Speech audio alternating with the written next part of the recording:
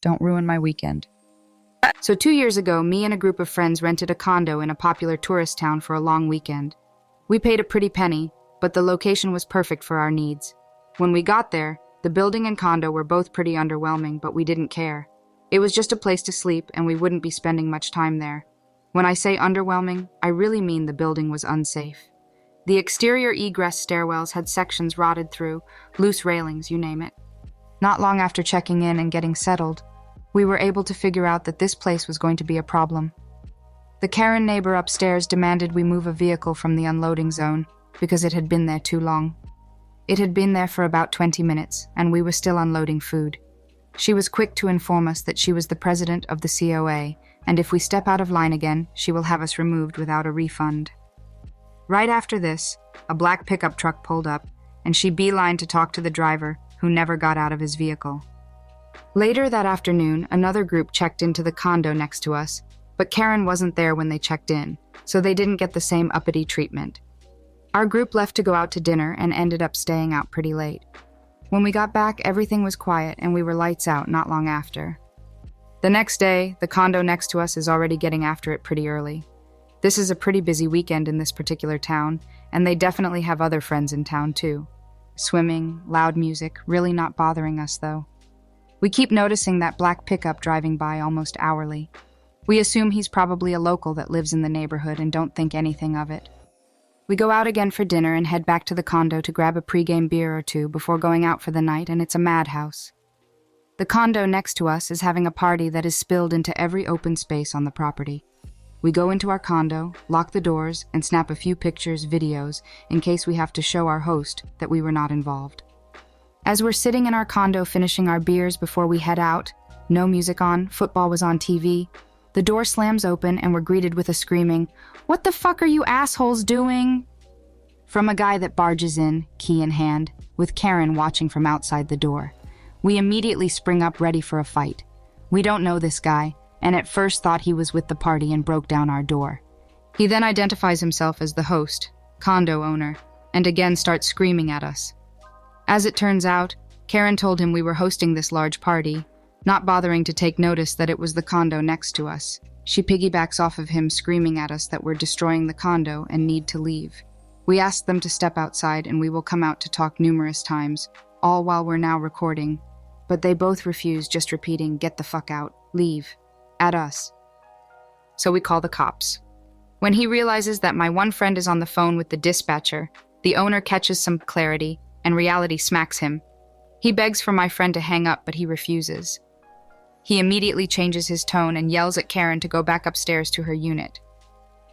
The police show up, a few cars since the initial call was for someone who was irate and forced their way into our condo.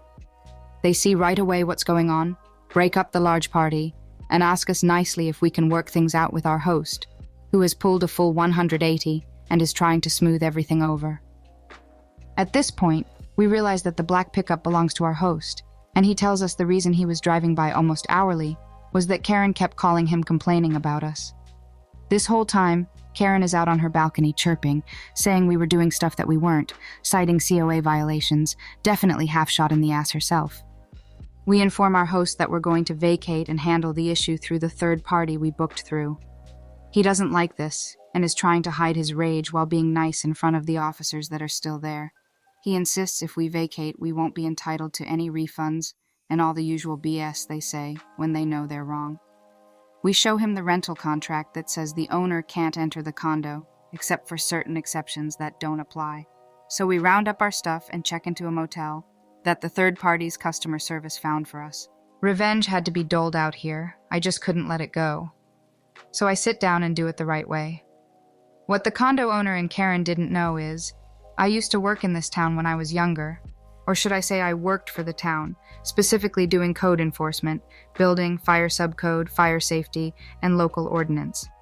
I filed a complaint with the town against the COA that was to this day one of the longest they've ever seen.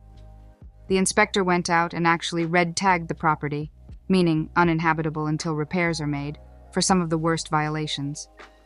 In total, the COA had to spend over $70,000 to fix their violations, in addition to the costs of the penalties, fines, and reapplying for their license to rent. It cleaned out their coffers and each unit had to shell out cash. There was a rumor that Karen was investigated for stealing from the COA, but I never heard if it went anywhere. Oh, and the third-party app fully refunded us. If you're going to be an asshole, you're going to pay for it. My high school revenge story. I didn't really have any serious bullies until I was a junior in high school. Small things, nothing really worth doing anything over. That all changed when I suddenly grew fairly well endowed near the end of the school year. It was completely unexpected since I thought I was finished growing at that point. The spinal curve of my back is also sharper than normal, so it makes my butt look big, which actually caused a couple health issues, yay. Several other girls started to turn on me. I assume they were just jealous. High school girls are the absolute worst. There was one particular girl, Allison, who was absolutely relentless. She spread rumors about me about how I was sleeping with every guy I could, sleeping with the teachers to get better grades. Honestly, almost everything you could think of. The sheer amount of rumors made a lot of people realize they were just BS. Yes, it was really that many rumors. But there were still people that made fun of me. One day I was getting my English book out of my locker, and Allison came up and started to berate me. For some reason, she was extra angry that day.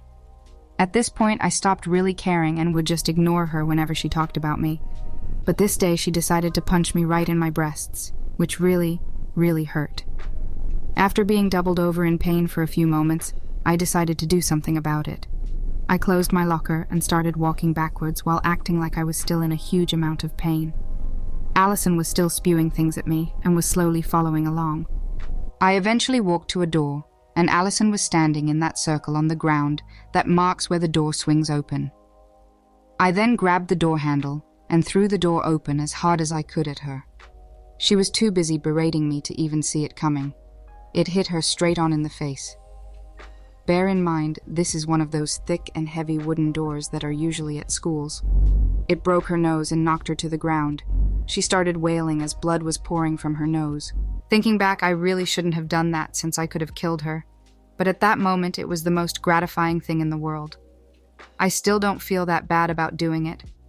Naturally, I got in a huge amount of trouble and almost got expelled. I don't know how I didn't get expelled, honestly. I was suspended for 2 weeks. My dad was impressed in a way, but my parents still punished me for it. If you're reading this, Allison, fuck you, you horrible, horrible bitch. I hope it hurt.